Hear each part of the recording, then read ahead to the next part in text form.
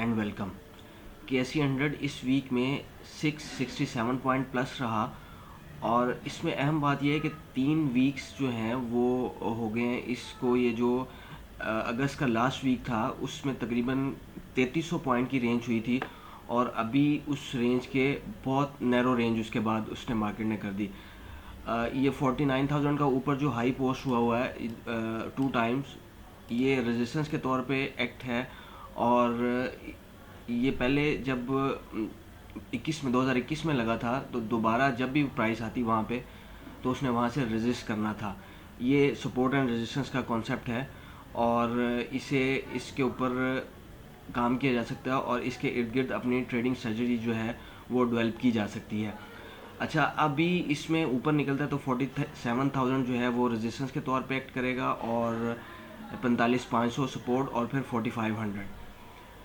अच्छा, daily base पे देखें हम इसको तो डेली बेस पे ये जो 31,800 की जो रेंज थी उस रेंज के अंदर प्राइस रही है तकरीबन 15 वर्किंग डेज। उसका हाई लो था 46,358 और 44,459। इस रेंज के अंदर प्राइस 15 दिन रहने के बाद अभी लास्ट वर्किंग डे जो है इसमें इस रेंज ने ब्रेकआउट किया और यहाँ पे साइडवेज प्राइस होती रही। तो ऐसे ही होता है कि जब भी एक रेंज एक्सपैंड होती है तो फिर रेंज ने कॉन्ट्रैक्ट होना होता है और जब कॉन्ट्रैक्ट होती है तो फिर उसने एक्सपैंड होना होता है।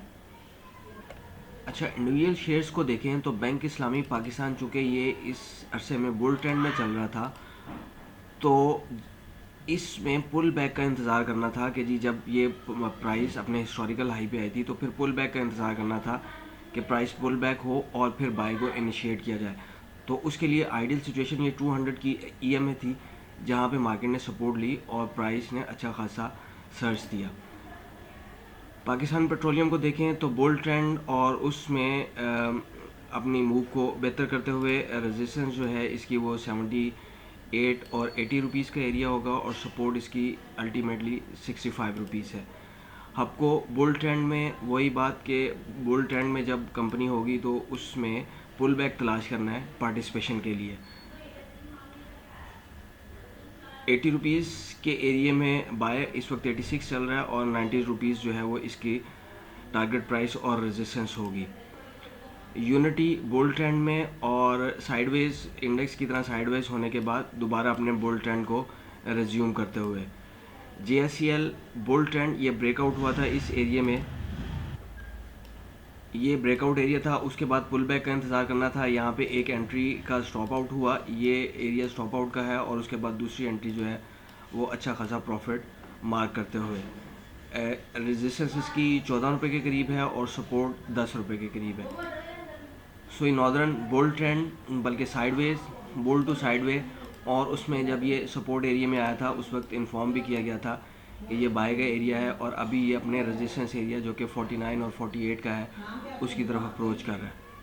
अच्छा जी, साजगार इंजीनियरिंग बुल ट्रेंड उसमें अपने उस कंसोलिडेशन के बाद साइडवेज और साइडवेज के बाद ये साइडवेज का एरिया था और फिर एक नए सिरे से इसने ब्रेकआउट लिया। ये एक अच्छा पुल बैक था जहाँ पे पार्टिसिपेशन किया जा सकता था। ये तो बुल ट्रेंड की कंपनी थी। बियर ट्रेंड में देखें तो DGKC ने जब ये ब्रेकडाउन लिया था इस एरिया में तो उसके बाद अच्छा खासा बियर मूव देते हुए TRG बियर ट्रेंड में अगर ये 95 बल्कि 93 से ऊपर होता है तो इसमें स्विंग बुल हो जाएगी। एवरेजेस के हिसाब से बियर ही है। सरले बियर ट्रेंड राइड के लिए पैसे इसने और मांगे हैं और वो उसके सब्सक्रिप्शन का टाइम है। सिनर्जी बियर ट्रेंड उसमें सपोर्ट के ऊपर अच्छी खासी मूव देते हुए। अटक रिफाइनरी बुल ट्रेंड और इसकी जो रेजिस्टेंस थी वो सपोर्ट बन गई और इस एरिया की बाय जो है वो स्टिल इंटैक्ट है 265 और 275 के लिए। तो फेलो ट्रेडर्स, ये वीडियोस जो हैं ये एजुकेशन पर्पस के लिए हैं और उसमें ये कॉन्सेप्ट्स जो मैं बताता हूँ एक तो वो बहुत अहम कॉन्सेप्ट्स हैं और दूसरा ये कि स्टॉप लॉस जो है वो मस्ट टूल होना चाहिए ट्रेडर के उसके टूल बक्स में। तो एनालिसिस को बहुत कॉम्प्लेक्स भी किया जा सकता है लेकिन उसकी ज़रूरत नहीं है। कॉन्सेप्ट जो है वो कीप इट सिंपल होना चाहिए ताकि उसे ग्रास्प करना भी आसान हो और पैसे बनाना भी आसान।